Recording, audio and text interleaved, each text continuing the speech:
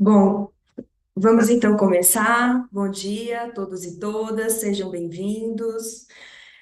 O Tendência para as Cidades é uma iniciativa inovadora da Frente Nacional de Prefeitas e Prefeitos para discutir os desafios da administração municipal e gerar ideias que possam ser aproveitadas para a elaboração de planos de governo eficiente para as cidades brasileiras. Lembrando que se você quiser assistir algum webinário anterior do Tendências para Cidades, você pode acessar nosso canal no YouTube pelo site tendências.fnp.org.br e clicar em episódios anteriores. Eu sou a Aline Martins, sou socióloga, especialista em políticas públicas de gênero e assessora técnica na FNP. Sou uma mulher branca, de cabelos longos e loiros e olhos claros. Estou vestindo um blazer verde com uma blusa branca e atrás de mim também tem uma parede branca. Esse é o episódio 15 do Tendências para as Cidades, que tem o apoio da Comunitas e da Natura, e que começa agora.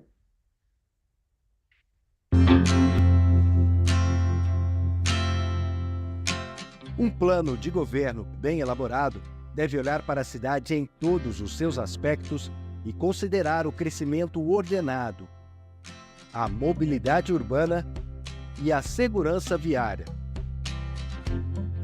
Deve se preocupar em superar os desafios da cobertura vacinal, promover o acolhimento e a inclusão de grupos diversos, garantir o acesso à educação, fortalecer a segurança, ocupar os territórios das cidades de forma planejada e manter uma preocupação constante com o meio ambiente e com as mudanças climáticas, alinhados à Agenda 2030 e aos Objetivos de Desenvolvimento Sustentável da ONU. Os episódios do Tendências para as Cidades são essenciais para os pré-candidatos a prefeito e prefeita e contribuem para a construção de um plano de governo eficiente e integrado ao desenvolvimento social, econômico e sustentável dos municípios brasileiros.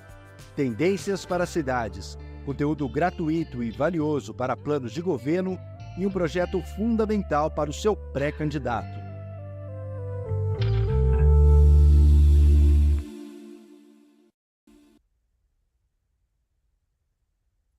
Bom, o tema de hoje é acolhimento e políticas públicas para grupos específicos da população. Faz parte do ODS 10, que fala sobre a redução das desigualdades.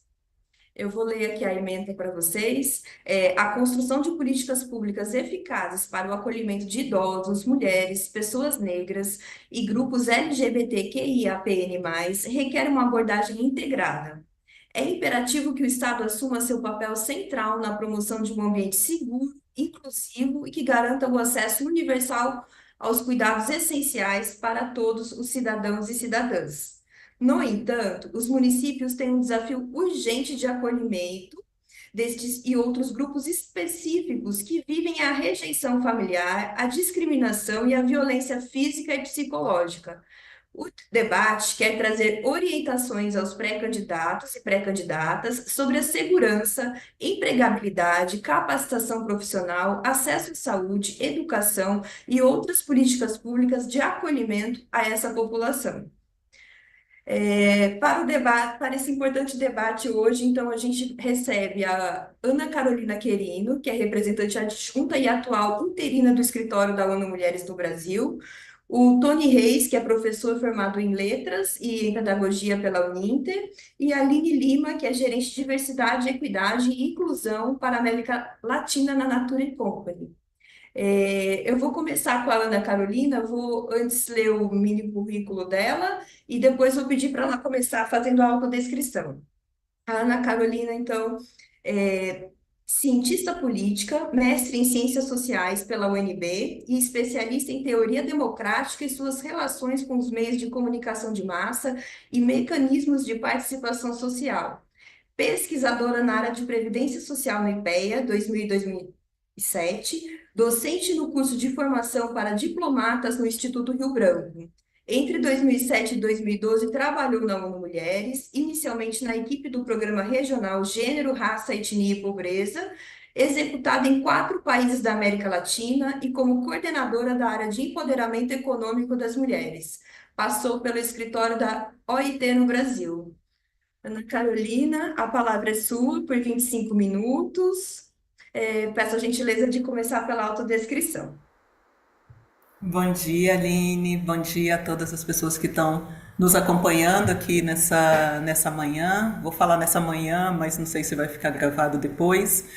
É um grande prazer estar aqui com todas vocês. Eu sou uma mulher negra, de pele retinta, uso cabelo crespo, natural, curto. Estou maquiada, uma maquiagem mais ou menos leve, com batom rosa bem cheguei, então essa parte não é leve. Estou usando uma blusa que não é exatamente branca, que o pessoal fala que é off-white, né? Mas que é um branco meio amarelado, digamos, e um colar colorido. Eu sei que ele tem verde, laranja e uma cor meio crua, assim, de algodão cru. É um grande prazer estar aqui com vocês, como mencionei. Quero parabenizar a FNP por organizar essa discussão. Acho que é uma discussão extremamente valiosa, não só por focar nas tendências com todos vocês, mas também pensando que a gestão que foi eleita esse ano e tomar posse no próximo ano nos municípios é uma gestão que vai pegar a reta final da implementação da Agenda 2030 e dos ODS. Então, pensando nisso, o que eu gostaria de trazer para vocês são algumas reflexões sobre como são os ODS, como a gente pode olhar para os ODS sob a perspectiva dos direitos das mulheres. E por que a gente pensa os ODS sob essa perspectiva? A gente pensa que a gente trabalha hoje, a nossa principal missão, assim, eu me vejo nessa responsabilidade, trabalhando à frente de uma organização como a ONU Mulheres, a organização da ONU que é dedicada ao empoderamento das mulheres e à promoção da igualdade de gênero no mundo. O que eu faço hoje, com quem eu me relaciono profissionalmente, com quem eu estabeleço parcerias hoje, vai influenciar e impactar o que uma menina pode esperar do futuro. O que a gente pode fazer agora para que essa menina possa viver um mundo onde ela tenha maiores oportunidades, onde ela não sofra nenhuma discriminação e onde ela possa escolher a profissão que ela quer ter, onde ela quer estar, enfim, que ela possa ser uma pessoa mais livre.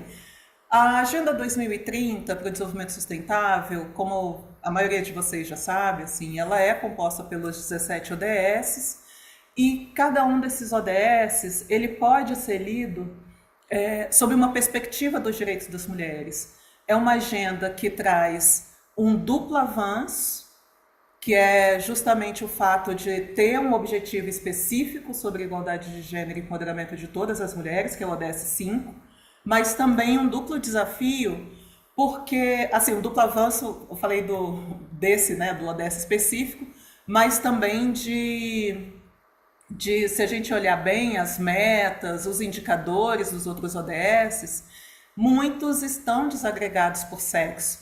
Então, se a gente pegar o ODS 1 de pobreza, o de segurança alimentar, saúde, educação, trabalho, o próprio ODS 10, né, que é o ODS foco do debate de hoje, todos esses trazem metas e indicadores que estão desagregados por sexo, porque a gente sabe que homens e mulheres, meninos e meninas, têm desafios diferenciados e experimentam o desenvolvimento, as ações, de forma diferenciada. Então, esse é o duplo avanço.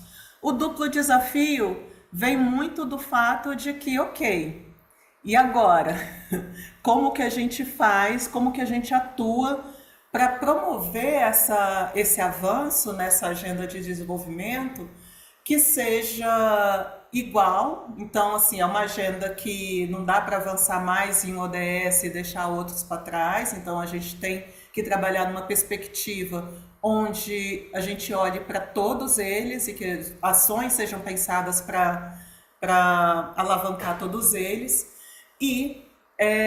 Mas muitos nos trazem um desafio de pensar quais são as formas inovadoras de promover esse avanço. Então, como que a gente pode, de fato, trabalhar a partir dessa perspectiva da transversalidade? E por que pensar numa agenda, pensar nos ODS a partir da perspectiva dos direitos das mulheres? Porque, enfim, quando a gente pensa o desenvolvimento sustentável, tem aquela máxima, né? Desenvolvimento sustentável, inicialmente a gente pensa na proteção do meio ambiente, mas também tem um componente do desenvolvimento econômico e tem o componente da inclusão social. E esse desenvolvimento, em qualquer dessas esferas, desses componentes, ele só será sustentável, de fato, se resultar em benefícios iguais para homens e mulheres em sua diversidade. Os direitos das mulheres, eles só serão concretizados se integrarem os esforços mais amplos de proteção do planeta e para assegurar que todas as pessoas vivam com respeito e dignidade. Então é a partir dessa perspectiva que a gente fala no princípio de não deixar ninguém para trás, para a gente poder implementar essa agenda de uma forma ampla, substantiva e pensando nas pessoas a partir da sua diversidade. E quando a gente fala em quais seriam as principais áreas, né, assim, ok, tem muita, se a gente pensa na igualdade de gênero, nos direitos das mulheres, e sabendo que para todo lugar que a gente olhar, a gente vai conseguir enxergar uma diferença entre homens e mulheres, entre meninos e meninas, quais seriam as 3 principais áreas onde o foco poderia ser dado pensando numa eficiência e pensando em resultados de impacto? A gente pode pensar numa área, pensar em garantir a igualdade na liderança, né? Então, vocês que estão aí pensando campanha, pensando depois na estrutura de governo, onde estão essas mulheres e onde estarão essas mulheres uma vez o governo sendo eleito, né? Então, ali na estrutura de secretariado, enfim, na estrutura de poder e decisão, as mulheres elas terão um espaço de escuta para compartilhar as suas necessidades, os seus desafios. Então, isso pensando nesse foco da liderança e participação na vida pública. Como as políticas públicas que forem pensadas nos municípios podem ter essa perspectiva. Então, é muito importante, né, pensando nesse ponto da governança mesmo, uma governança que responda às necessidades da população. Então, você tem, no Brasil como um todo, mais de 50% são mulheres, em torno de 56% formado por população negra. Então, como pensar uma estrutura de governança que possa responder, né? Então, uma estrutura que seja dedicada à política para as mulheres, uma estrutura pensada em direitos humanos, igualdade racial.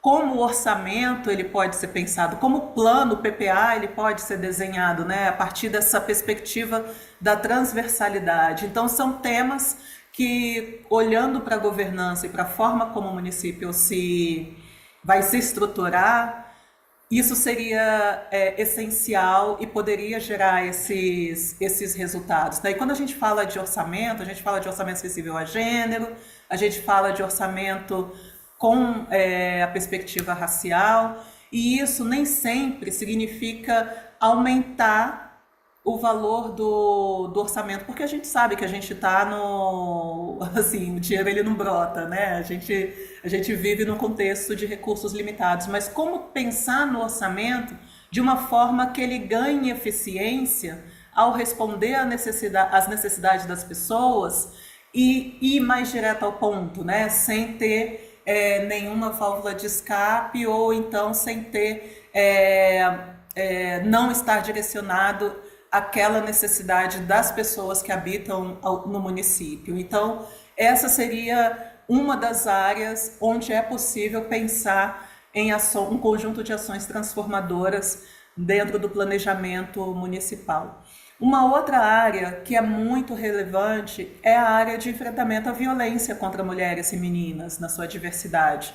A gente sabe que esse é um fenômeno que é um fenômeno global, acontece em todas as sociedades, independente do nível de desenvolvimento de um determinado país, município, independente do nível socioeconômico da família, a violência doméstica, a violência contra as mulheres dentro de casa, contra as mulheres que estão nos espaços públicos e percorrendo as cidades é um fator que representa uma das maiores violações aos direitos humanos das mulheres, né? Algo que pode afetar e ameaçar a vida das mulheres com as enormes taxas de feminicídio. Então, como pensar ações, a estrutura da rede de proteção às mulheres, como pensar o fortalecimento de capacidades das pessoas que trabalham nessa rede de proteção,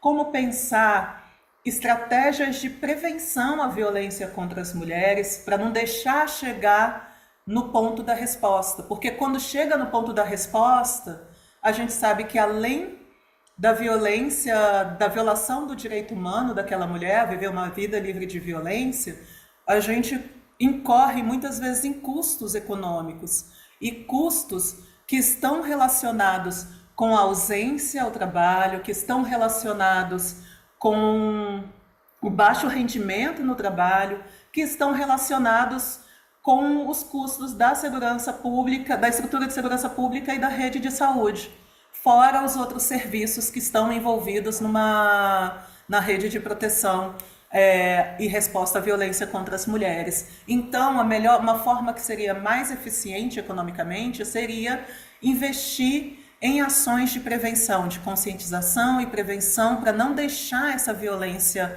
acontecer. Por último, um outro ponto, por último não, porque depois ainda eu vou falar mais outra coisa, mas uma outra área que também é essencial, se a gente quer pensar se fosse ter que escolher 3 grandes eixos de atuação, quando se pensa no direito das mulheres, seria a autonomia econômica.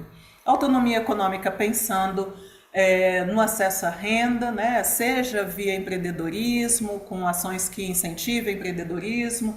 E aqui eu destaco não só aquelas capacitações para as mulheres fortalecerem seus próprios negócios, mas também como essas mulheres podem acessar financiamento e como pensar, a partir do município, ações para que os negócios dessas mulheres possam prosperar. Então, como pensar as compras públicas dos municípios para que adquiram desses empreendimentos liderados por mulheres, né? Com isso, dependendo do município, você pode garantir aí uma grande rede, uma importante rede de mulheres empreendedoras e empresárias.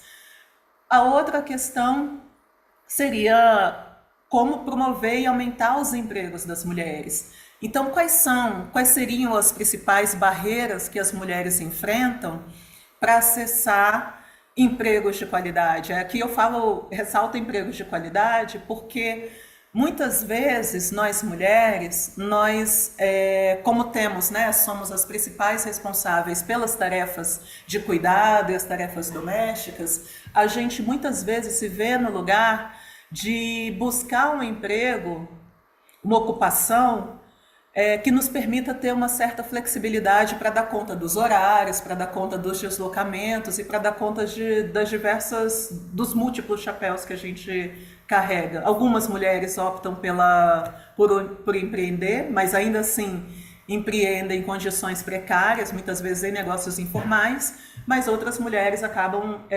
se ocupando em tarefas, empregos informais, ou mesmo estando fora do mercado de trabalho. Se a gente fala que 50% das mulheres, da população é composta por mulheres, a gente está falando de perdas de talento, a gente está falando de perda de potencial e de produtividade. Então, pensando nisso e nos aprendizados que tivemos em função da pandemia, acho que a pandemia nos ensinou muitas coisas, E uma das coisas que trouxe e marcou de uma forma muito forte foi essa questão da sobrecarga, né? Que quando todo mundo parou, bom, todo mundo não, né? Porque teve muita gente que não pôde parar, mas se a gente não tem uma estrutura de apoio, a gente tem que dar conta ali, ou ao mesmo tempo ficar jogando as bolinhas para cima e mantendo as bolas no ar, sendo que uma parte dessas bolas que estão no ar são vidas e é o cuidado de outras pessoas, né? Então, como que a gente garante que a sociedade continue plena, continue funcionando?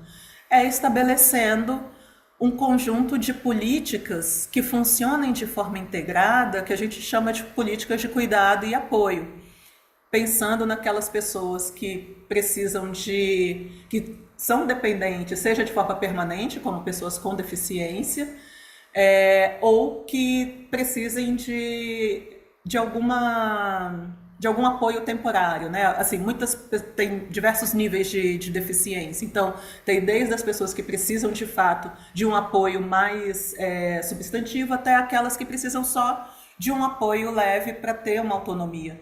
Aí temos as crianças, temos as pessoas idosas e normalmente quem se responsabiliza, principalmente por essas iniciativas, são as mulheres.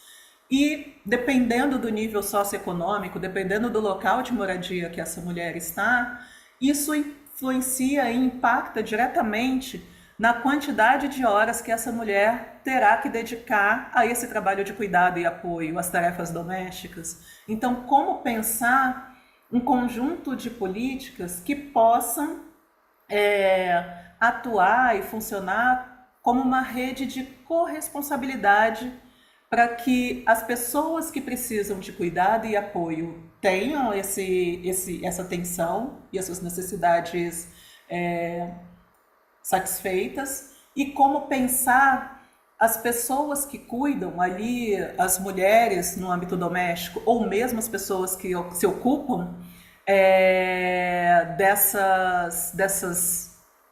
desse emprego, né, como as trabalhadoras domésticas, como professoras que estão ali nas creches ou no serviço de saúde, como pensar em melhores condições de trabalho para essas pessoas, ou mesmo como pensar nas obras de infraestrutura que respondam a essas necessidades de ter a estrutura de cuidado, de ter o transporte, né? A gente sempre fala da trajetória de transporte, né? Assim, normalmente, quem não tem responsabilidades familiares tem uma trajetória linear, de casa, trabalho, trabalho, casa. Quem tem responsabilidade familiar, normalmente é uma trajetória em zigue-zague, né? Sai de casa, aí deixa a criança na escola, vai para o trabalho, dá volta, passa para pegar a criança, passa no mercado. Então, sempre tem muitas paradas. Então, como pensar de uma forma ampla e muitas vezes, com recurso do município, mas pode ser via algumas parcerias público-privada, então, porque todo mundo ganha.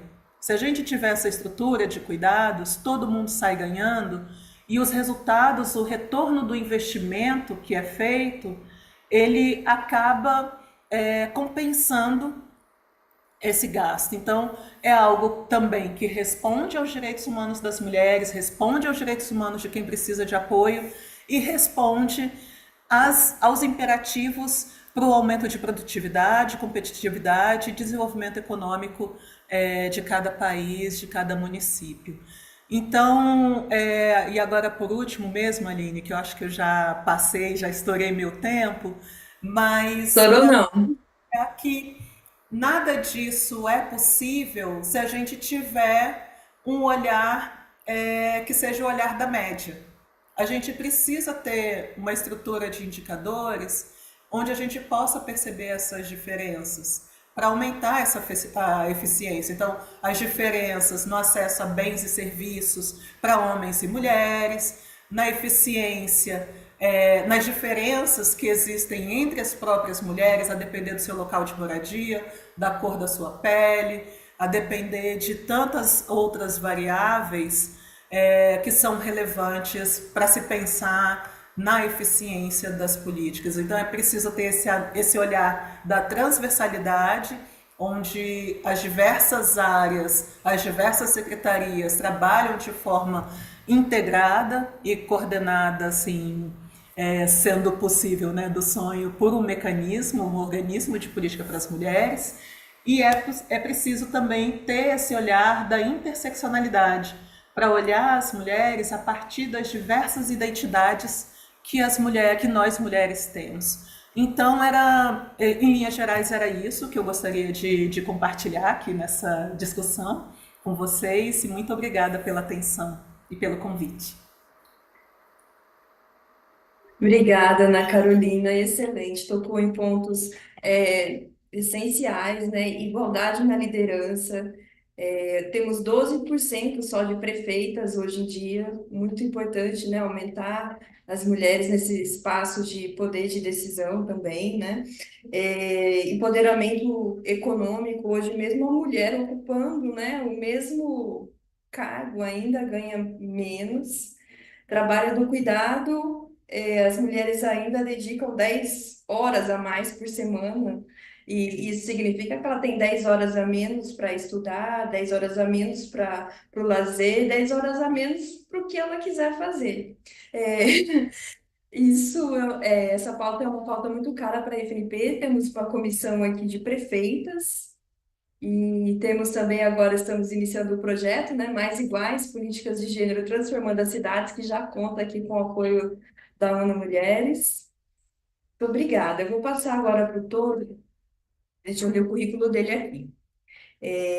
Tony Reis é professor formado em letras pela Universidade Federal do Paraná e em pedagogia pela Uninter. É especialista em sexualidade humana, mestre em filosofia e doutor em educação. É autor dos livros Homofobia no Ambiente Educacional, O Silêncio Está Gritando e Sexo, Ética e Consentimento. É ativista da causa LGBTI+, e AIDS e atualmente é diretor-presidente da Aliança Nacional LGBTI+, presidente da Associação Brasileira de Famílias Homotransafetivas, além de ser diretor financeiro da Gay Latino.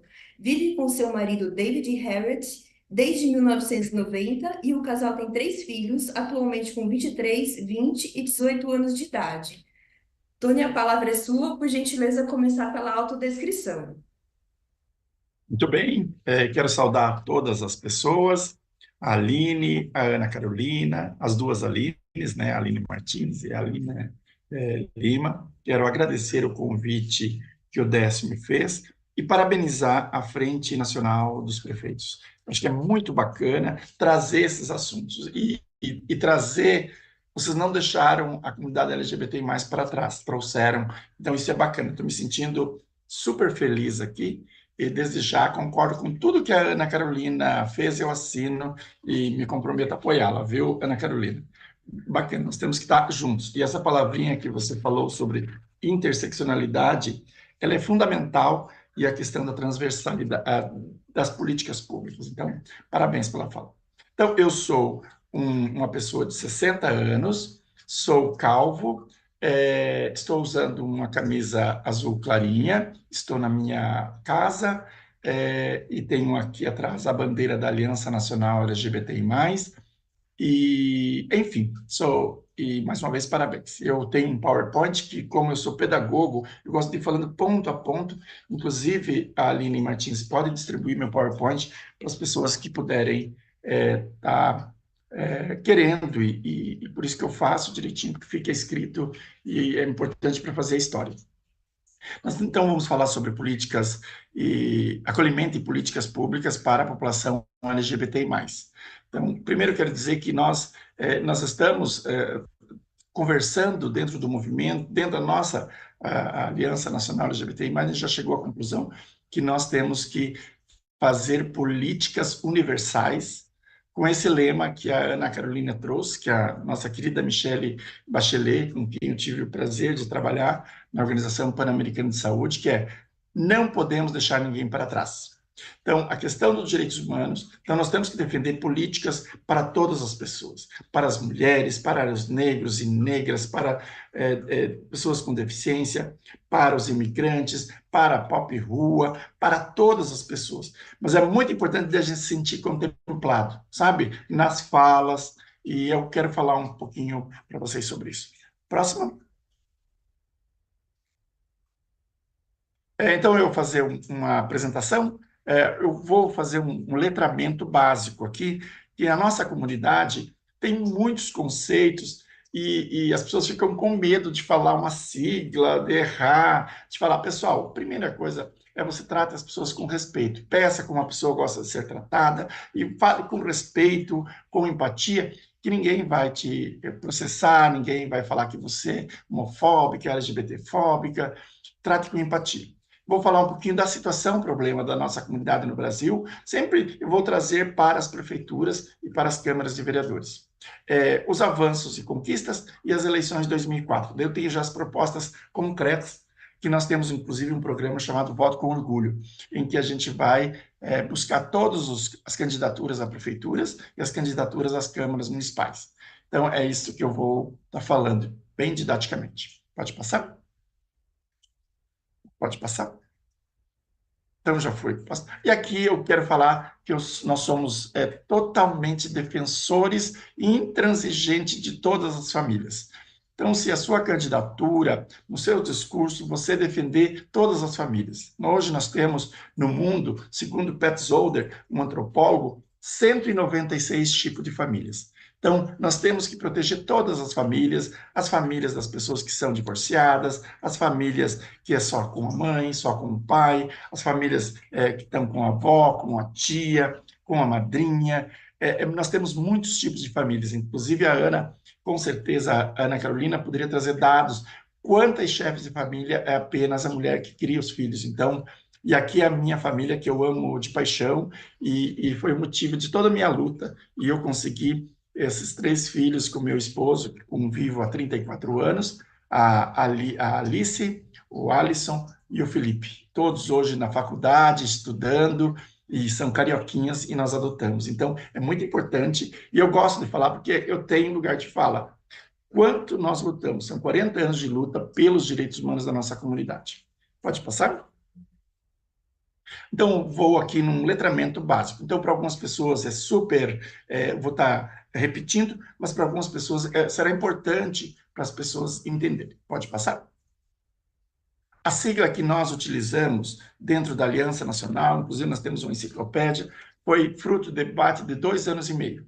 Eu tenho uma tese de doutorado, vários relatórios de pós-doutorado, mas talvez o primeiro manual que nós fizemos foi o mais difícil, porque para você a diversidade é linda, mas quando na prática ela é muito difícil, porque você se encontra, todo mundo quer ser contemplado, quer sua letrinha, quer sua...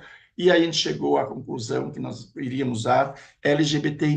Então, as mulheres lésbicas, mulheres que amam mulheres, gays que são homens que amam outros gays e se casam, bissexuais dos 2 gêneros e sexo, e as pessoas travestis e transexuais. E aí a gente incluiu intersexo, até por todos os debates que nós tivemos, inclusive no sistema ONU, que são as pessoas que antigamente nós chamávamos de hermafroditas. Essas pessoas precisam, sim, de políticas públicas. E aí, o mais, o que ele significa? Todas as outras letras. Hoje nós temos 37 letras e um número, que é o número 2.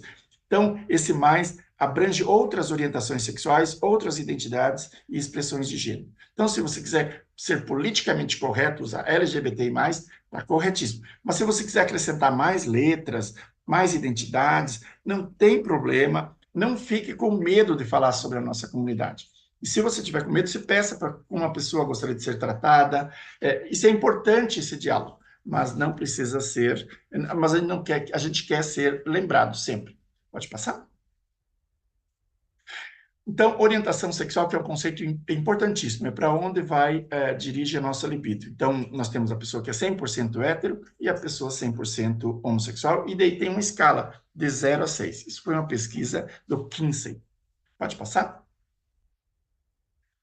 Identidade de gênero, que são esses três conceitos que são fundamentais para você entender a nossa comunidade. Identidade é como a gente se sente. Então, tem pessoas que nascem com sexo masculino, mas toda a partir da sua questão biológica, das suas questões sociais, psicológicas e culturais, ela se sente e ela vive a questão do sexo diferente do sexo designado ao nascimento.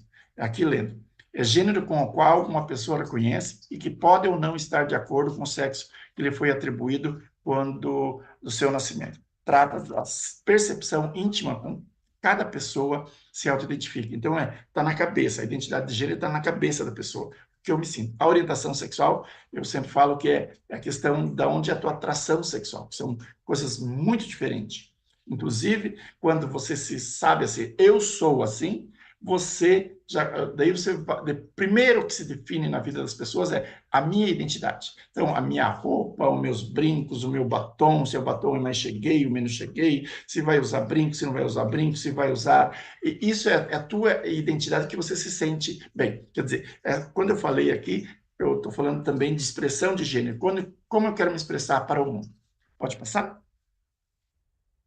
Expressão de gênero, então, é isso que eu comecei, que é a forma como a pessoa expressa seu gênero para a sociedade. Pode ser por meio de roupa, acessório ou linguagem corporal. Pode combinar ou não com o sexo da pessoa. Então, é muito importante a gente respeitar a expressão dela. Eu quero usar vestido, eu quero usar saia, eu quero usar calça, eu gosto de usar terno, gravata. Cada um vai se expressar da sua melhor forma. Então, esses três conceitos são fundamentais para entender a nossa comunidade. E isso que muitas vezes as pessoas... Nossa, mas é muito complicado. Não é complicado. É que muitas vezes a gente pensa de forma binária. Sempre, ou é o homem, é mulher, e o homem tem que se comportar assim, e a mulher tem que se comportar assim. E muitas mulheres estão rompendo isso, e que bom. E muitos homens também estão rompendo com esse binarismo. Pode passar? Intersexo, então, aqui uma definição que eu acho que é importante para as pessoas perceberem, principalmente na área da saúde. Então, ninguém quer fazer operação em criança, ninguém quer fazer mudança de sexo sem autorização dos pais ou coisa que o valha. O movimento não quer isso. O movimento quer que, principalmente na área da saúde, as pessoas intersexo, não é intersexuado, é intersexual, não é intersexual, é intersexo. É um termo guarda-chuva que descreve pessoas que nascem com anatomia reprodutiva ou sexual ou um padrão de cromossomos que podem ser classificados como sendo tipicamente feminino ou masculino. Então, feminino, vagina, ovário, cromossomo XX, masculino, pênis, testículo, cromossomo XY, e intersexo é a combinação dos dois. Então, quando o bebê nasce, ele vem. Então, é uma questão puramente biológica, a pessoa não, e isso está provado, e mais que provado, que a pessoa não escolhe, eu vou ser intersexo. Não, é uma questão eminentemente biológica. Pode passar? Aqui um resumão desse primeiro momento. Então, expressão de gênero é a forma como eu me apresento para o mundo. Então, é muito legal que você saiba como eu quero me apresentar hoje. Então, hoje, a Aline Martins está de verde, a Ana Carolina está de branco, ela está com um batom que eu achei bonitinho quando ela falou, está com um batom mais realçado. É isso, eu me apresento para o mundo. Tem um dos momentos que você quer se apresentar de uma outra forma. Então, isso é expressão. E a nossa comunidade, ela se expressa de forma muito diferente. Então, a gente tem que respeitar a expressão de gênero. Identidade está na cabeça, você pode ser homem, mulher, ou uma pessoa trans, ou uma pessoa não binária, ou uma pessoa gênero. E orientação sexual é para onde pulsa a sua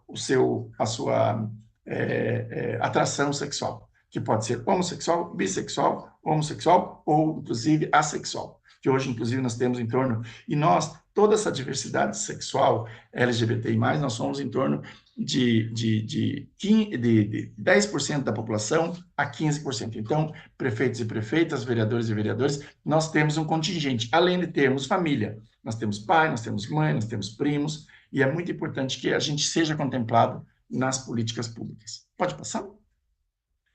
Então, aqui é a situação problema. Então, falei das conceituações, e claro que isso que eu poderia falar, um seminário. Então, eu fui... Mas é importante isso. Situação problema que nós enfrentamos. Pode passar? E isso nas pequenas cidades e nas grandes cidades. Nosso maior problema infelizmente, ainda nas escolas. A escola é o momento, você tem que ser educado na tua família, com a cultura, com os valores, com tudo isso é a família. Mas depois da família, o primeiro momento de socialização, como disse o nosso querido Durkheim, é o momento que as crianças elas vão aprender a conviver com o outro. E nós queremos uma escola acolhedora, uma escola segura, uma escola que proteja, uma escola que não tenha violência, e é isso que nós queremos. Ninguém, absolutamente, quer ensinar ninguém a ser gay.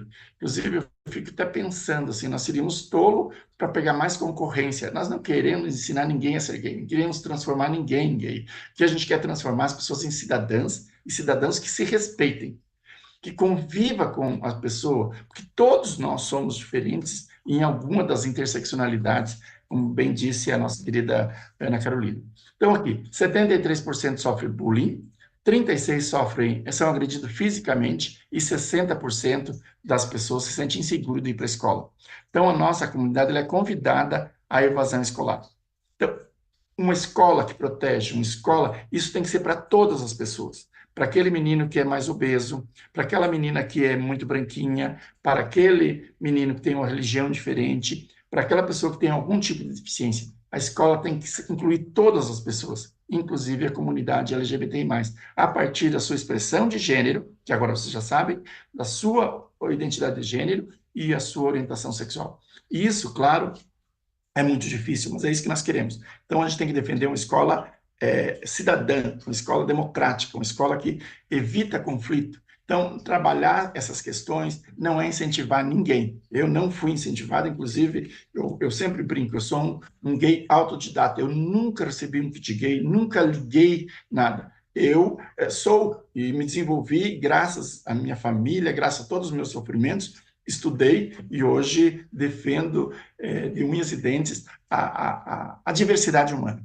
que eu acho importante. Próximo. Aqui, pessoal, infelizmente, nós enfrentamos a intolerância religiosa, que é um problema, principalmente em algumas cidades, de pessoas. Mas, nesse sentido, por isso que a gente gosta sempre de estar dialogando com todas as religiões, com todas as pessoas, e, claro, apontou, fez alguma coisa que faça discurso de ódio, nós, de forma muito tranquila, sempre com muita diplomacia, fazemos um belo ofício para o Ministério Público, para que sejam ouvidas essas pessoas e que sejam ensinados os artigos da Constituição que falam todos nós somos iguais perante a lei, sem distinção de qualquer natureza. E que o nosso Estado e as políticas públicas devem ser laicas. E, claro, as pessoas podem ter sua religião, por exemplo, eu sou católico apostólico romano. Aqui na minha sala de estar tem uma carta que eu recebi do Papa por ter batizado as nossas crianças. Então, eu respeito a diversidade religiosa, respeito quem não tem religião, as pessoas ateias, mas a gente não deve ser intolerante. O mandamento, principalmente para nós cristãos, é amai-vos uns aos outros.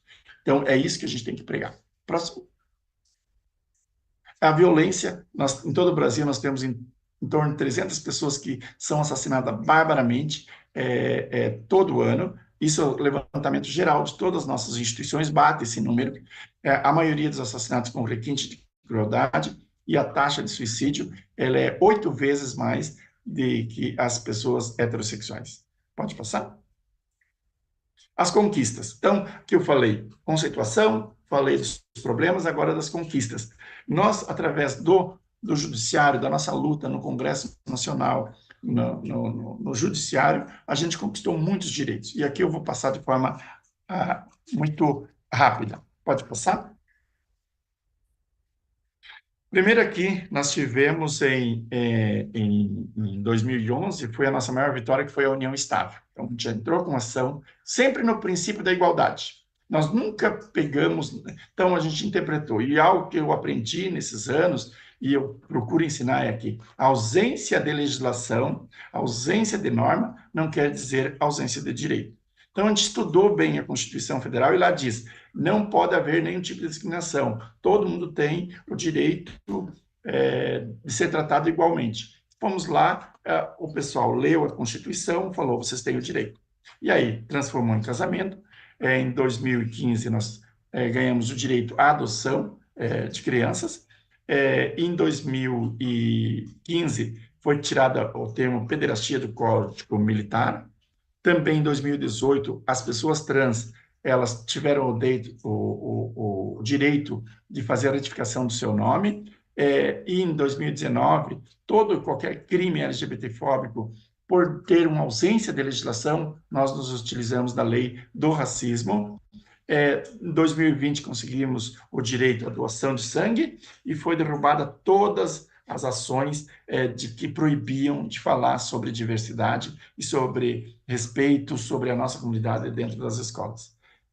E agora nós tivemos, a semana passada, que todas as escolas têm que ter uma política anti-bullying, anti-violência nas escolas, inclusive pelo motivo de gênero, identidade de gênero e orientação sexual. Então, essa uma vitória bem quentinha, que foi unanimidade dentro do Supremo Tribunal Federal. Porque é isso que nós queremos, uma escola livre de qualquer discriminação. Pode passar? Eleições municipais. Então, eu tenho aqui mais 6 minutinhos, viu? Ali, Matias, eu estou controlando, e eu quero entrar nessa questão das eleições. Pode passar?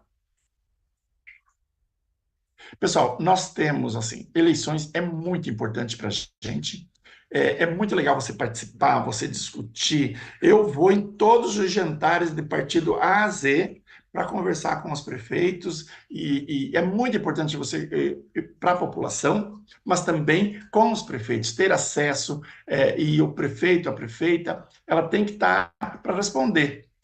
Então, nós fizemos uma plataforma para ser, ó, bacana, nós queremos políticas universais para todo mundo, para todos os munícipes, que inclua também as mulheres, daí fazer todas as interseccionalidades, e dentro da comunidade, por exemplo, LGBTI, nós temos idosos, nós temos deficientes, nós temos negros, nós temos idosos como eu, então é muito importante que tenha esse tipo de situação. Então, é uma plataforma municipal, Compromisso pela Cidadania e Direitos LGBTI+. É uma plataforma que tem um conjunto de propostas específicas com relação à discriminação. Então, nos cadernos de proposta, é importante que a gente seja citado. A plataforma será disponibilizada a partir do dia 26, quando começam as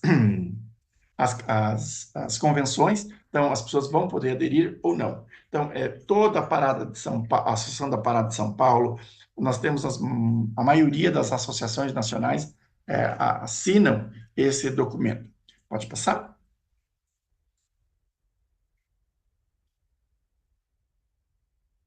Aqui, então, está o termo de compromisso para os prefeitos e prefeitas e para os vereadores e vereadoras. Que é importante... pode passar? E aí, o que nós queremos no município? Foi falado aqui e a Ana Carol falou, é muito importante o controle social. Você trabalhar com a comunidade, só que essa comunidade não pode ser aquela, sabe, bater na porta do prefeito toda hora, todo momento. Precisa organizar. Então, nós precisamos ter conselhos. Então, tem que ter o Conselho da Saúde, Conselho da Mulher, Conselho do Idoso, Conselho da Criança. Nós também queremos o Conselho Municipal LGBTI+. Então, esse é muito importante ter um conselho que é um momento de discussão, que pode entrar todas as pessoas, que as associações, tem que ter um processo de eleger essas pessoas, que ali vai ser a mesa de negociação. Aí precisamos ter um plano, sabe, o que vai ser feito na educação. Então, vai ser palestra sobre bullying, quais os tipos de bullying, todo mundo contemplando. A questão é muito importante envolver a questão do racismo, do machismo, por exemplo, o capacitismo, que é uma pessoa que tem algum tipo de deficiência, a pessoa não pode ser motivo de piada por ter um tipo de deficiência. E tem que ter um CPF, precisa ter um gestor. Então, esse é o nosso chamado, se na sua cidade tem o tripé da cidadania LGBTI+, é uma cidade para nós nota 10. Inclusive, agora nós estamos lançando no próximo mês, lá em Brasília, o mapa de todas as capitais. Ó, desde o número 1 até a 27ª, quem tem políticas, como está funcionando esse tripé da cidadania. E colocar recurso, né? Porque política pública, se não tiver Darjan, Aqué, Money, é demagogia. Eu vou fazer isso, mas quanto foi aplicado? Então, é importante. Pode passar? Na educação, então, resumindo, educação, nós queremos uma educação acolhedora, não é para ensinar, não é para distribuir kit gay, não é para distribuir material pornográfico, não é para ensinar as pessoas, a criança, o adolescente, cada idade tem que ser ensinado que ela tem que respeitar que as pessoas, cada pessoa é diferente. É isso que nós queremos, é respeito. Não queremos que vá ensinar absolutamente, porque a gente já é. Então, tem que ensinar as pessoas a ser cidadãos. Saúde, capacitação e sensibilização dos funcionários e ter médicos e médicas referentes para todas as interseccionalidades, inclusive LGBTI+. Segurança pública, a guarda municipal, tem que respeitar todo mundo. Não pode só abordar o gay, a travesti ou o negro. Tem que abordar todo mundo com respeito e dignidade.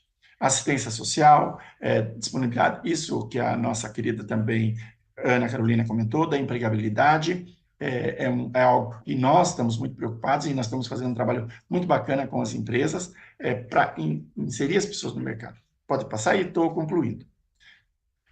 Aqui, incentivar as propostas de legislação municipais, apoiar projetos de leis e outras proposições que garantam a defesa e promoção dos direitos humanos, vetar, que eu acho que é importante, o prefeito pode vetar projetos de leis que firam propositalmente ou não a igualdade de direitos pela população LGBTI+, garantir o PPA, a LDO e a LOA, recursos financeiros para execução dos programas, e ter um calendário de ações. Todo ano nós temos o calendário Dia da Mulher, Dia de Enfrentamento à LGBTfobia.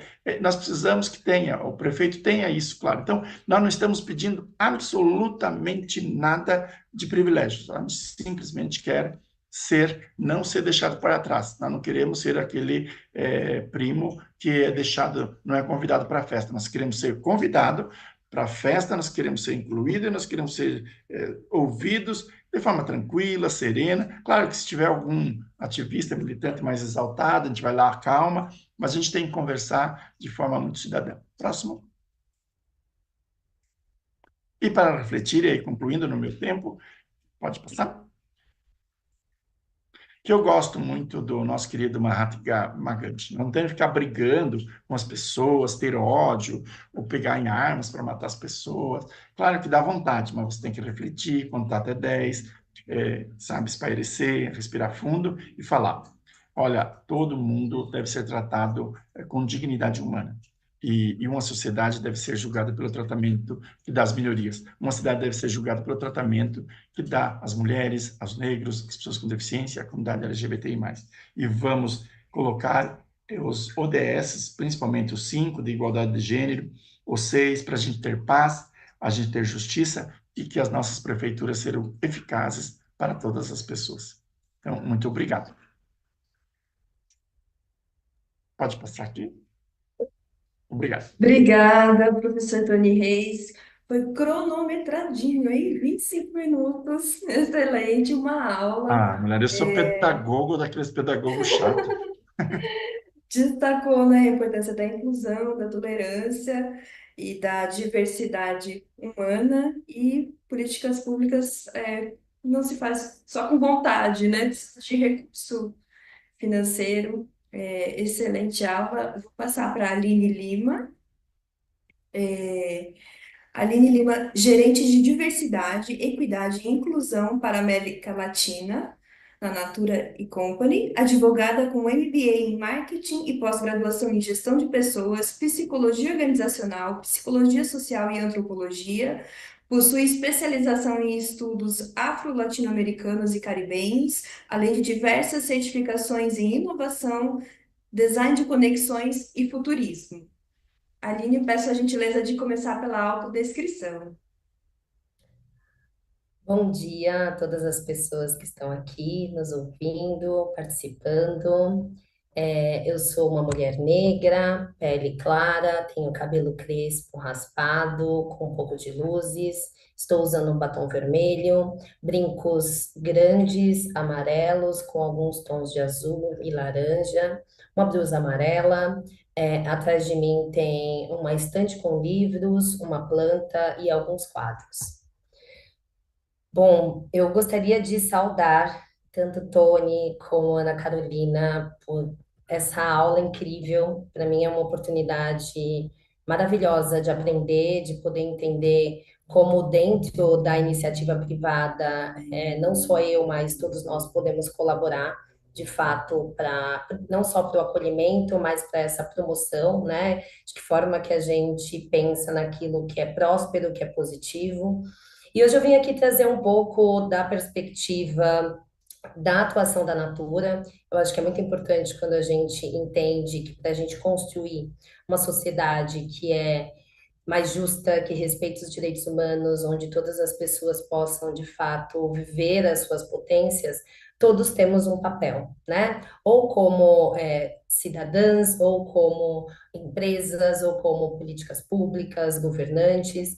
E para mim foi muito importante escutar, começando pela Ana Carolina, quando ela traz, né, esses três pontos que são essenciais para a gente fortalecer essa jornada, que é a garantia da equidade de gênero, enfrentamento à violência das mulheres, pensando também, né, em oportunidade para essas mulheres chegarem em posições de liderança dentro e fora de governo, e essa autonomia econômica. E depois o Tony trazendo essa importância de uma educação cidadã, de um espaço livre de discriminação, onde todas as pessoas, independente do seu gênero, orientação sexual, raça, deficiência ou outro tipo de característica ou vivência não sejam discriminadas. Então, quero começar trazendo um pouco aqui, né, fazendo uma breve apresentação para quem não conhece, né, da Natura. A Natura é uma empresa que ela nasce dessa paixão tanto pelo cosmético como pelas relações.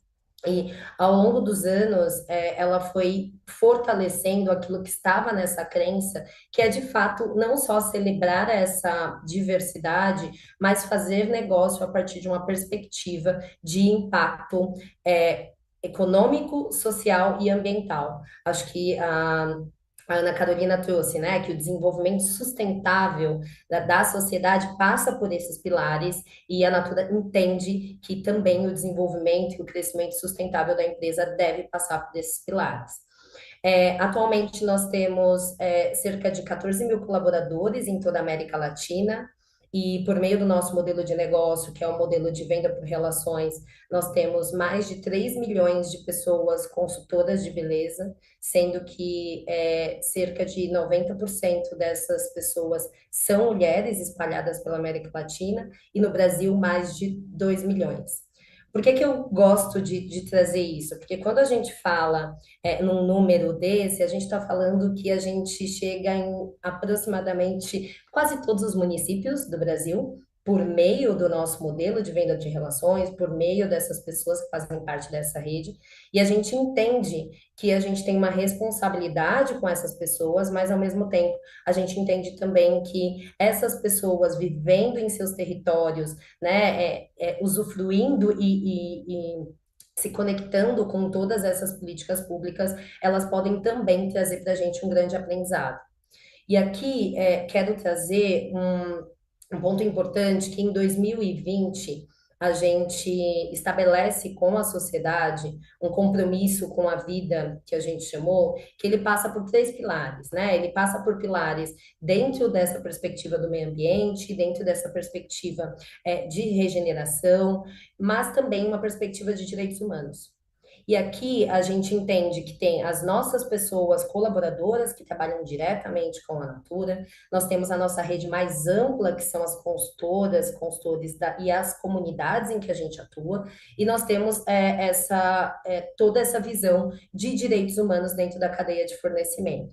Então, já pegando um pouco do que a Ana Carolina trouxe, quando a gente fala de um convite para que os gestores públicos pensem, intencione a garantia de mulheres em posições, e não somente essa diversidade no cargo ou nas lideranças, mas também a escuta e esse lugar onde ela possa exercer o seu conhecimento, a sua perspectiva.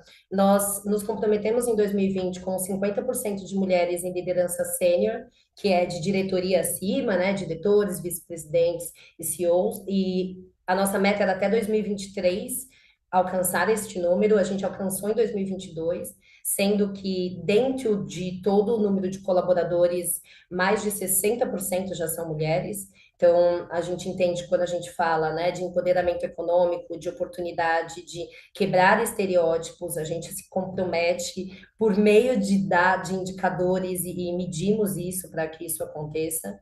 Também quando a gente fala, acho que a própria Aline trouxe, né, as diferenças salariais e a gente teve um relatório recente, né, Ana, tô vendo que você está concordando que, infelizmente, no mundo e no Brasil isso ainda é uma realidade, né? Mulheres, e aí quando a gente faz recortes interseccionais, a gente percebe o quanto é maior, mas ganham muito menos que os homens, e também em 2020 a gente se comprometeu em eliminar qualquer diferença salarial não justificável de gênero e de raça no Brasil, também foi alcançado em 2023.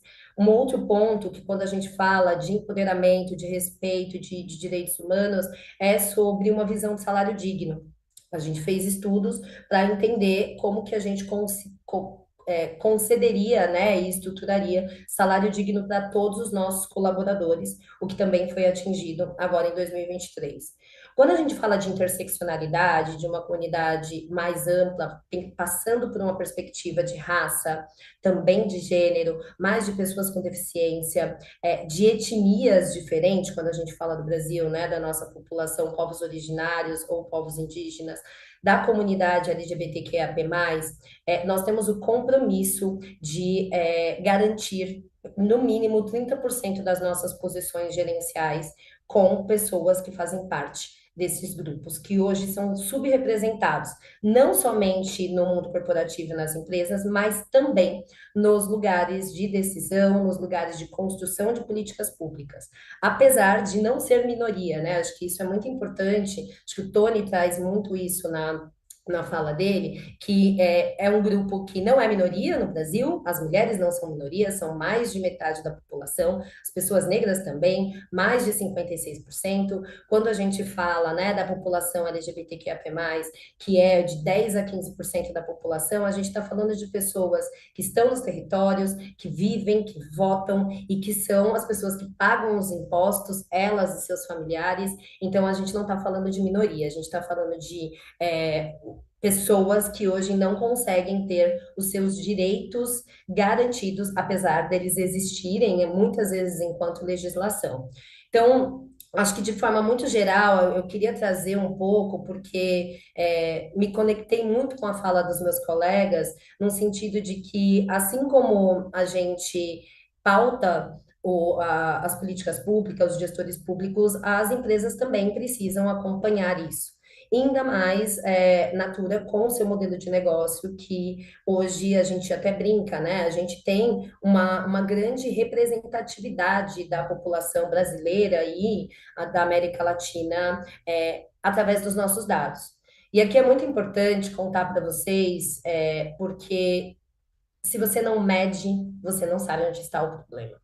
Né? Então, indicadores, acompanhamento, para a gente é essencial enquanto estratégia de impacto socioambiental. Trazendo para uma perspectiva social, desde 2014, nós temos aqui na Natura o IDH da nossa consultora, né?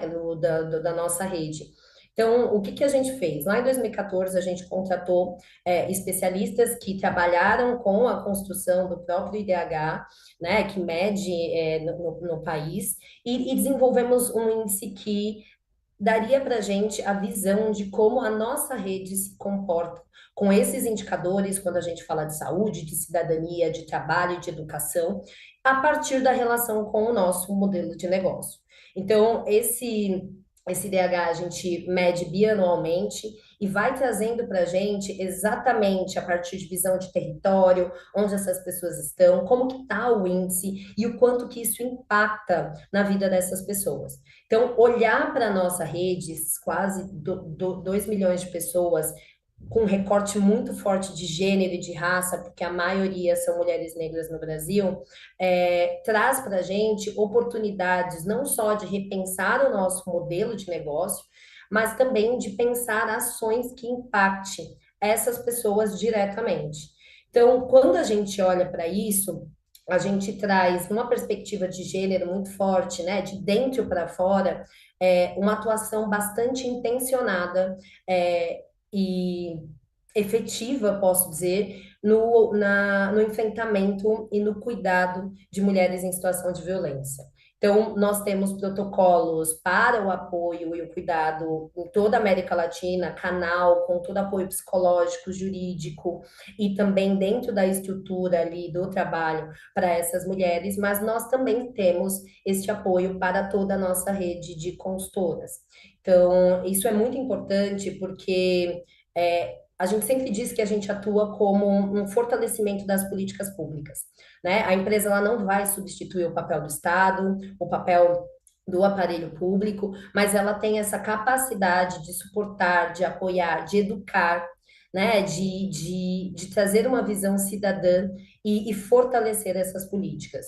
E aqui, daqui a pouco eu vou trazer para vocês alguns exemplos bastante importantes da atuação do Instituto Avon, que faz parte da nossa empresa, assim como a atuação do Instituto Natur, que atua na educação, olhando para essas perspectivas interseccionais.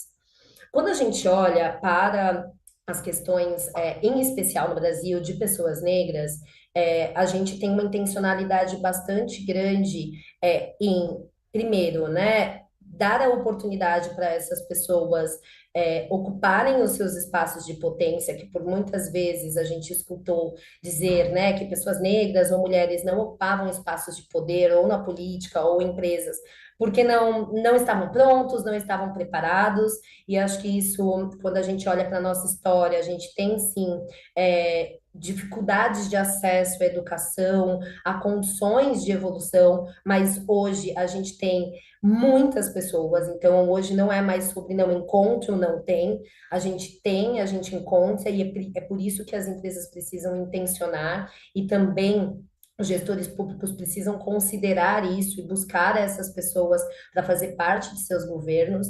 Então, hoje a gente tem aproximadamente 40% de pessoas negras em toda a nossa organização. Estamos com um compromisso de até 2025 ter 25% de pessoas negras em posições gerenciais, em cargos de decisão, para de fato trazer cada vez mais essa representatividade, mas acima de tudo, essa visão e de geração de renda, mas também de geração de transformação social. Quando a gente fala da comunidade LGBTQIAP+, a gente tem esse compromisso em não só garantir um trabalho que é seguro e que é acolhedor para todos, considerando principalmente que nós temos aproximadamente 13% de colaboradores da comunidade LGBTQIA+, mas também garantir que este acolhimento, que muitas vezes para todas essas pessoas não chega diretamente das famílias ou até mesmo do Estado, mas que a gente possa prover. Então, no caso da comunidade LGBTQIA+, o Tony trouxe para a gente que em 2018, né, as pessoas passaram a ter direito à retificação de nome, e aqui em Natura a gente não só apoia essas pessoas no processo de retificação de nome com apoio psicológico, jurídico, social, mas também respeita o uso do nome social, independente de retificação, em todos os nossos processos. E isso é muito importante, né, para garantir essa dignidade, para garantir essa oportunidade. E também temos trabalhado para entender, junto com todos esses públicos, como que, além de criar um ambiente que seja de respeito, mas também seja um ambiente de desenvolvimento. Porque quando a gente fala em acolhimento, a gente precisa entender isso de um ponto de vista que é um ponto de vista de cuidado, sim, porque infelizmente as opressões e a forma como a sociedade está estruturada acaba imprimindo violências diárias para esses públicos, mas a gente também tem que falar num lugar de oportunidade, num lugar de prosperidade, de empregabilidade, de potência, de capacidade de transformação. Então, essa é uma visão que eu acredito que quando a gente pensa que é um público que está vivendo nos territórios, nas cidades todos os dias, se a gente não olhar por essa perspectiva, a gente vai estar sempre enxugando, né, gelo, porque não adianta só cuidar de um problema que já está, a gente precisa atuar para uma visão de futuro.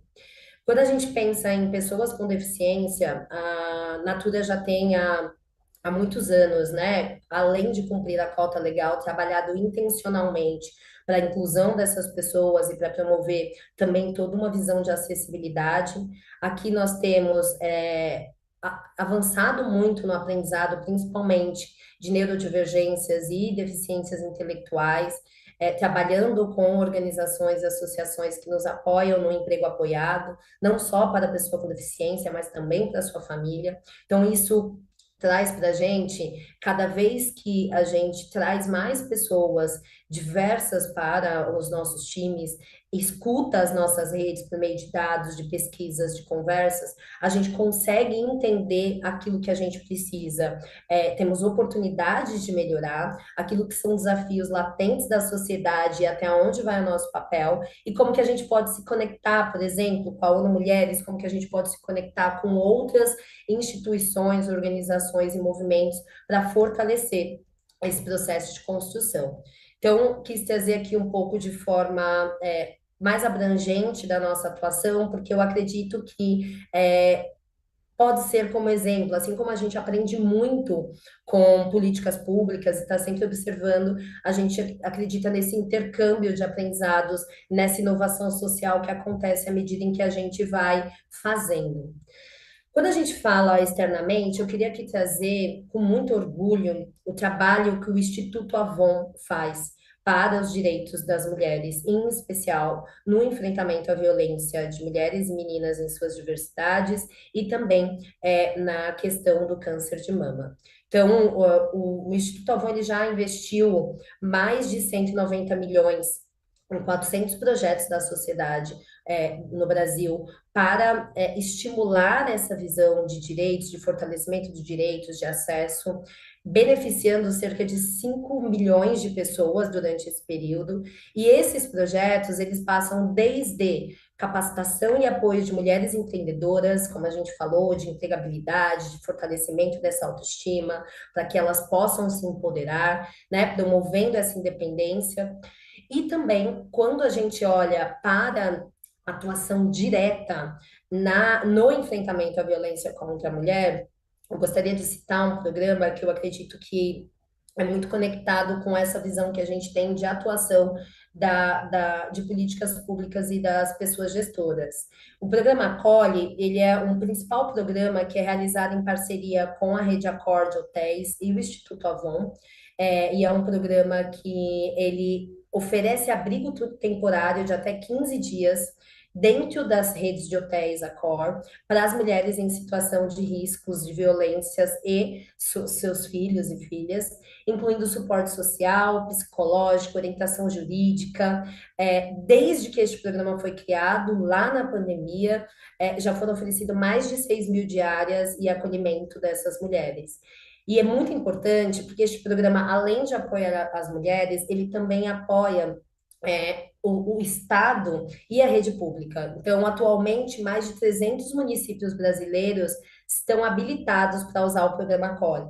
Então, todo o time que está por trás deste programa capacita não só as pessoas que estão no hotel, mas também os funcionários públicos que vão atuar ali dentro dessa rede, ou em delegacias, ou dentro de assistências sociais, para que eles possam atender essas mulheres e usarem deste programa. Então, aqui eu acho que é uma oportunidade muito bacana de entender como que a parceria público-privada pode potencializar a efetivação desses direitos das mulheres. Quando a gente fala de câncer de mama e da atuação do Instituto, também tem dois projetos que é muito importante e trazem esse acesso, porque a gente sabe muito bem que uma mulher, como a Ana trouxe, né, que já depende, tem o seu dia focado, grande parte, quase 10 horas ali, para o trabalho do cuidado. Quando ela fica doente, muitas vezes ela é abandonada, muitas vezes ela não tem rede de apoio, muitas vezes ela não tem acesso à saúde pública, muitas vezes até para antecipar esse diagnóstico. Então, a gente tem o Navegavon, que é um projeto de navegação de pacientes que treina enfermeiras e navegadores do SUS para ajudar as mulheres a superarem essas barreiras sociais, econômicas e culturais, para que elas, quando elas cheguem ao diagnóstico e o tratamento do câncer, isso seja de forma mais rápida, eficiente, ou até mesmo antecipe, né, qualquer tipo de problema. E esse projeto, ele visa garantir a legislação que dá esse direito de tratamento em até 30 dias para mulheres que descobrem o câncer. E um outro projeto também que mostra essa potência dessa parceria e da visão de dados é a plataforma, o Panorama de Câncer de Mama, que é uma plataforma de dados públicos que foi organizado com informação da DataSUS, que publica, né? A gente sabe que dados públicos é algo bastante complexo. E muitas vezes a gente precisa ir buscando em vários lugares para tomar decisão, para ter uma visão maior. Então, essa plataforma foi criada com foco em visualizar esses dados, facilitar essa leitura pelos gestores públicos, para que eles possam entender o que está acontecendo nos territórios com relação à atenção do câncer de mama. E um outro ponto que é muito importante também, trazendo com relação a dados, é o mapa da violência de gênero, que ele também foi desenvolvido numa parceria com o Data Senado, com o Senado Federal, e reúne de forma interativa esses dados públicos e indicadores de violência contra as mulheres no Brasil, para que a gente possa, de fato, entender quais são essas políticas que precisam ser endereçadas e como que a gente possa atuar. Então, trouxe aqui de forma bastante ampla um pouco de como que, além da gente entender que é necessário atuar dentro dessas temáticas que a gente está conversando, o papel também das empresas, mas um convite a todas as pessoas que estão aqui para pensarem a partir dessas perspectivas. Dados nós temos muitos, né? Acho que o movimento social, ou outras iniciativas, e as empresas têm avançado em aprendizados, em políticas, e a ideia é que a gente troque, a ideia é que a gente co-construa exatamente para construir uma sociedade onde as pessoas têm os direitos humanos respeitados, onde elas possam viver suas potências e onde elas sejam acolhidas sim, mas que elas tenham uma visão muito maior somente de um acolhimento e sim de oportunidades. Então, quero agradecer a escuta e obrigado, Aline. Eu que agradeço, Aline, muito obrigada. Nós recebemos aqui 3 perguntas. Eu vou ler todas e aí vou passar para vocês, daí vocês já podem responder e fazer as considerações finais, tá? 5 minutinhos para cada um. A primeira pergunta é para Ana Carolina, o que a senhora acha sobre vagas em creche que priorizem filhos de mães trabalhadoras? Entendemos no município, de acordo com a legislação, que a vaga é um direito da criança, seja a criança cuja mãe trabalha ou não. Mas o direito a ter um filho em creche não é subsidiário para o direito ao trabalho. No caso das mães trabalhadoras, essa é uma discussão forte no nosso município, Cruzeiro, São Paulo. Outra pergunta é para o Tony. Sou de um município pequeno e conservador no interior de Minas Gerais, e tratar da sexualidade ainda é um tabu. Mas entendemos que é um assunto que não podemos dar as costas. Sou assessor de um pré-candidato por aqui e pergunto: como trabalhar essas questões em nossos planos de governo? Por onde começo a introduzir esse assunto sobre acolhimento e principalmente na área de educação? Marcos Vinícius Júnior, Brumadinho, Minas Gerais. E temos aqui outra pergunta. Aqui na minha cidade, esse acolhimento passa muito pela educação. Como mãe, vejo que há um esforço da Secretaria de Educação, mas percebo um trabalho isolado da pasta. Como envolver toda uma gestão para uma política pública integrada de acolhimento e como buscar parcerias de empresas, dos movimentos sociais e até mesmo dos governos estadual e federal? Camila Brito.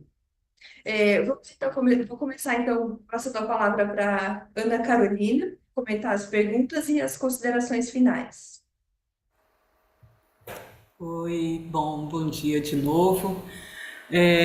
Olha, eu confesso que, escutando a pergunta, não me vem a dúvida sobre quais são os critérios, né, para priorizar vagas em creches e tudo, o que tem sido, qual tem sido a prática de acordo com a legislação. Então, eu vou ficar devendo essa parte. Mas é um requisito que faz sentido, de você ter uma prioridade para aquelas mulheres mães que trabalham. Mas no mundo ideal, que é o mundo que a gente visa buscar, né, que a gente olha para ele, pensando na uma política de corresponsabilidade familiar e pensando nos direitos das mulheres, o ideal seria que a gente não tivesse que fazer essa escolha, que todas as mulheres, todas as pessoas, todas as famílias, nas suas diversas composições, e aí resgatando o que o Tony trouxe na apresentação dele sobre os diversos modelos de família, porque a gente sim tem muitos modelos e composições de família, que todas as famílias com filhos pequenos pudessem ter o direito a ter uma educação básica para os seus filhos, né? A ter vaga para as creches para os seus filhos. Porque, independente dessa pessoa trabalhar no mercado para gerar renda, ela eventualmente precisa para estudar. E aí isso a gente fala também, tem uma grande discussão sobre o horário, né, de funcionamento das creches, porque se uma pessoa trabalha, estuda à noite, ou enfim, tem outros horários de trabalho, ela precisa de uma creche que atenda a essas necessidades, ou mesmo se uma mãe trabalha, ou uma pessoa, né, assim, também pensando nos diversos arranjos de família, trabalha de dia, mas precisa ali de um tempinho a mais para fazer um mercado, para arrumar a casa, ou mesmo para descansar, sabe? A gente deveria ter um arranjo, um modelo de creche, de educação infantil, que acolhesse essas diversas necessidades. Então, é para esse modelo que a gente olha. Quando a gente está olhando para o modelo que é escasso, para o modelo que não atende essas diversas necessidades, a gente está pensando no modelo ineficiente, a gente ainda está pensando no modelo que responsabiliza essencialmente as mulheres ou as pessoas que têm filhos pequenos. Então, a gente realmente precisa, e isso perpassa por um outro, além da noção de corresponsabilidade, por um outro componente, quando a gente fala de uma economia do cuidado, quando a gente fala de uma sociedade do cuidado, quando a gente fala de políticas de cuidado, de pensar num componente de transformação das normas sociais, porque a gente precisa repensar nosso modelo e repensar a forma como a gente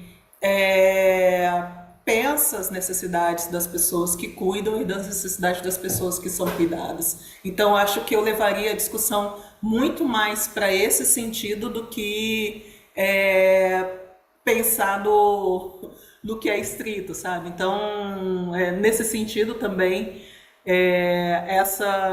essas parcerias que podem surgir entre modelos até de estruturas comunitárias de cuidado, que aí você pode ter mulheres empreendendo, pessoas empreendendo no cuidado infantil, pensar nas parcerias público-privada, né? Eventualmente aí a Aline mencionou a iniciativa do Instituto Avon, a parceria com a Rede Acó, mas que outros modelos, que outras parcerias poderiam ser pensadas para responder a essa ideia de sociedade do cuidado, a essa corresponsabilidade pelo cuidado. Teve outra pergunta, Aline Martins, que foi feita sobre as políticas de acolhimento, né, as estratégias de acolhimento. Eu não sei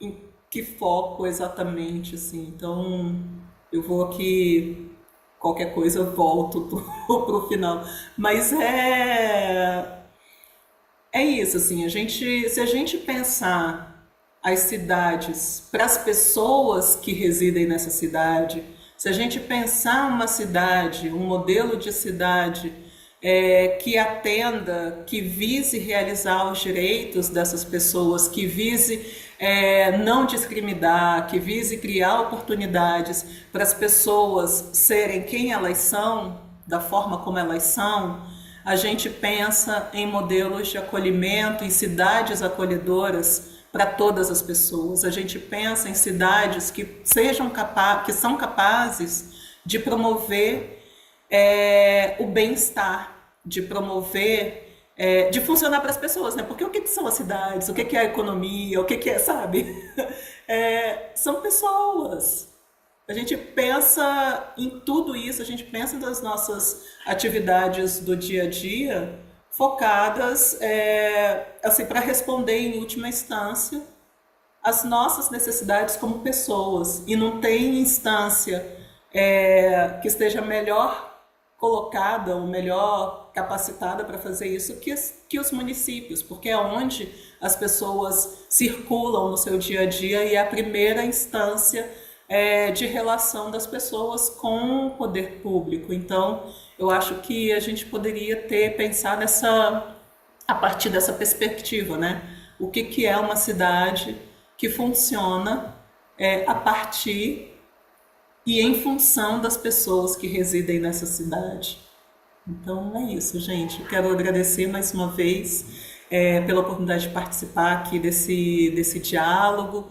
Quero agradecer ao Décio, agradecer a Aline Martins, pela incrível oportunidade de conhecer e escutar o Tony Reis, a Aline Lima. Muito obrigada a vocês também pela generosidade de compartilhar o conhecimento e as experiências de vocês a partir do lugar que vocês estão e das experiências que vocês compartilham. Obrigada, Ana Carolina. Eu vou passar a palavra agora para o Tony Reis, para ele comentar as perguntas e fazer as considerações finais.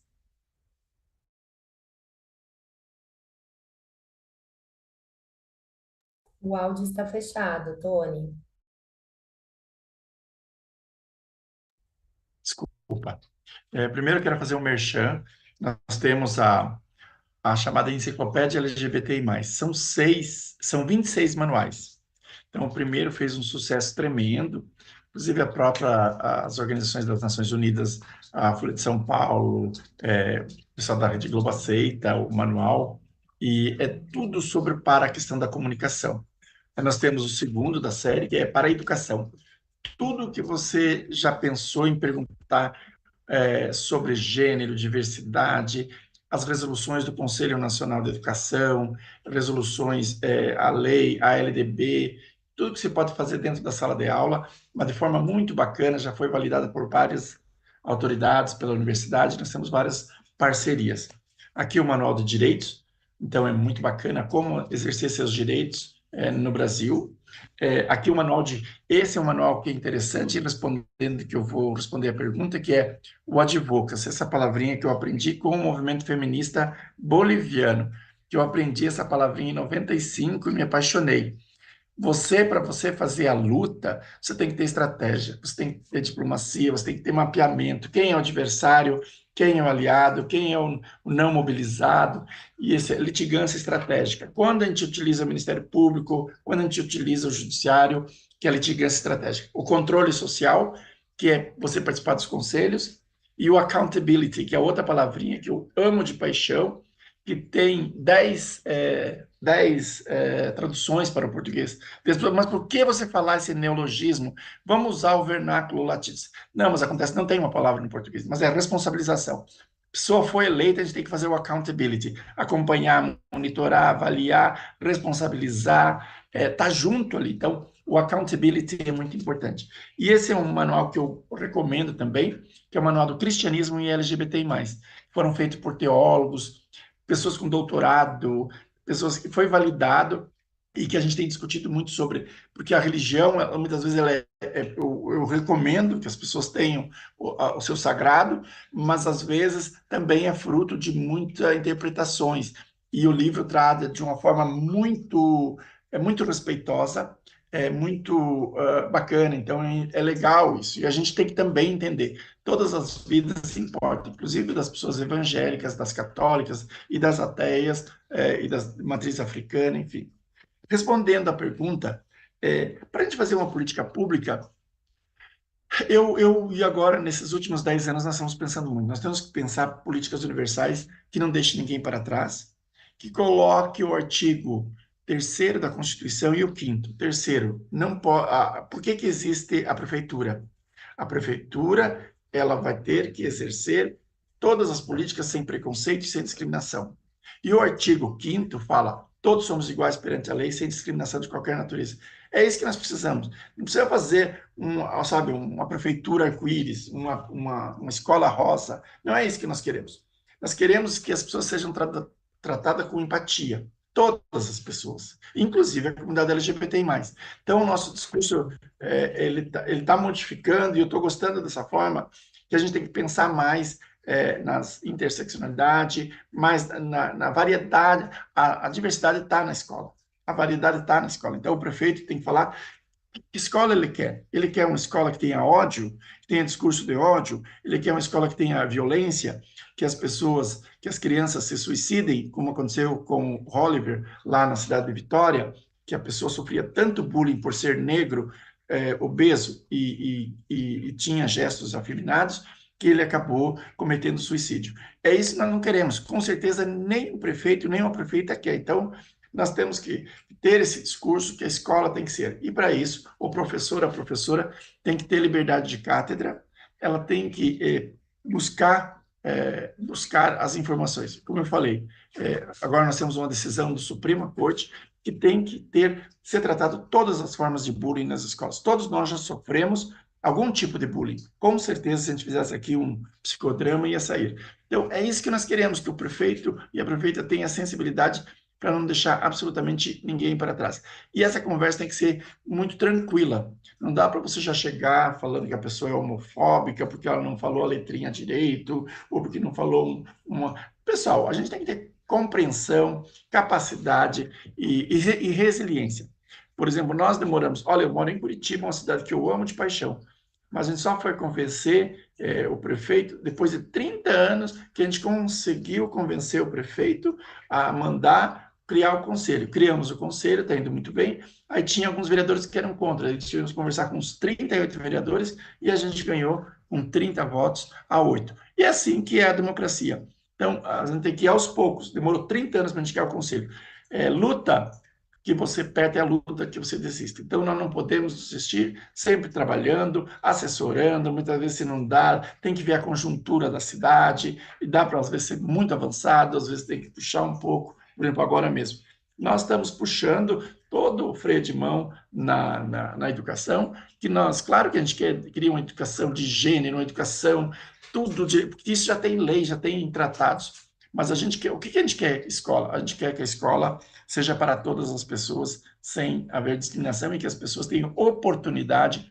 E eu gostei muito do que a Aline Lima falou e a Ana Carolina, que as pessoas também tenham capacidade de se desenvolver. Porque você imagina sofrer racismo, sofrer LGBTfobia, gordofobia, capacitismo, como que você vai aprender? Meu Deus, eu sei como eu fui um gênio de ter sobrevivido tudo que eu sofri na minha infância, na minha adolescência. Então, é isso que nós queremos, que as pessoas não sofram, que a gente se desenvolva, que a gente seja um profissional bacana e legal. Então, e assim, para me despedir, quero dizer super obrigado, Décio e Aline, toda a equipe aqui, o Leonardo e o Kevin. Foi um prazer estar falando com vocês. E as minhas queridas, amei a Carolina Revelo falando, e adorei, Aline, da forma como você fala.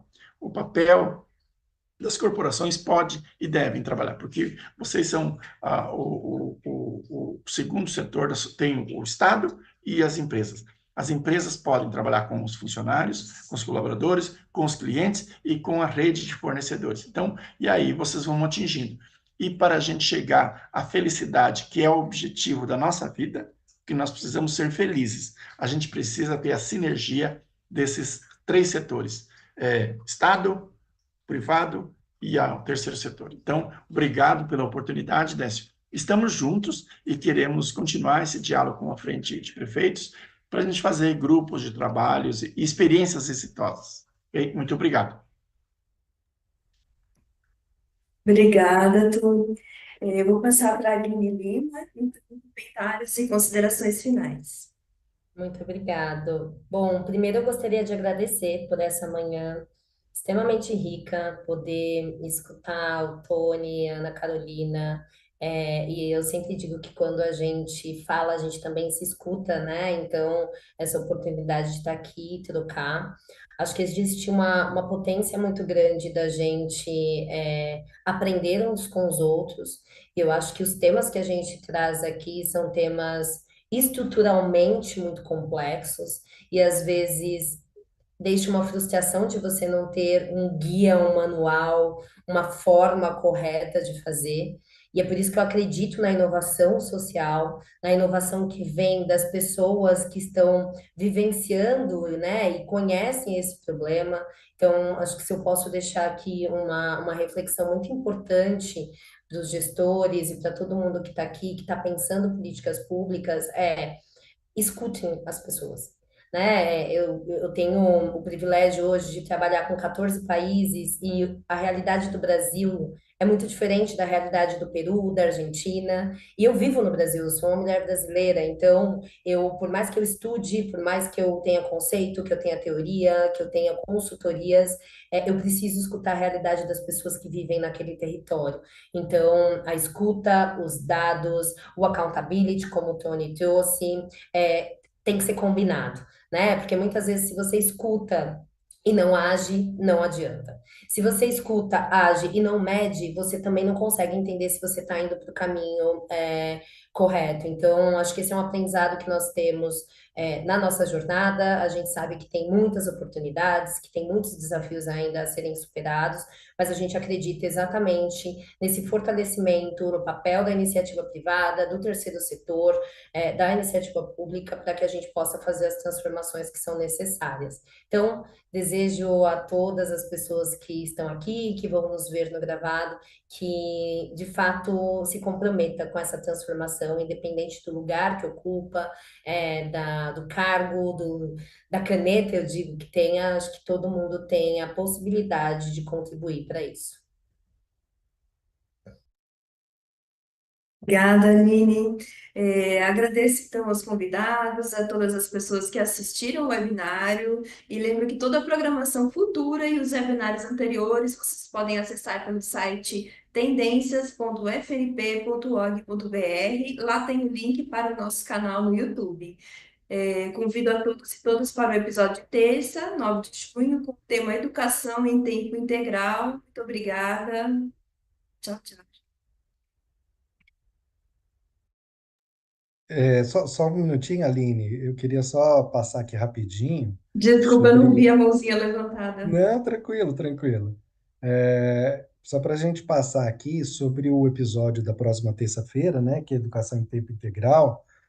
Nós vamos ter a participação da Ana Helena Altenfeder, né, que é presidente do Conselho do SEMPEC, desculpa, o Alex Moreira, que é gerente de educação na Motriz, e o João Paulo Cepa, que é um articulador do movimento pela base, são os nossos convidados da próxima terça-feira. E na sexta-feira a gente já vai entrar também com um assunto bem importante, que é a equidade racial na educação municipal e toda a programação acompanhar lá no nosso site. Quero convidar também a todos e para seguir o nosso Instagram, né, @tendências para cidades, também o Instagram da Frente Nacional de Prefeitas e Prefeitos, e compartilhem. Toda semana a gente está colocando a programação dos próximos webinários, então ajudem.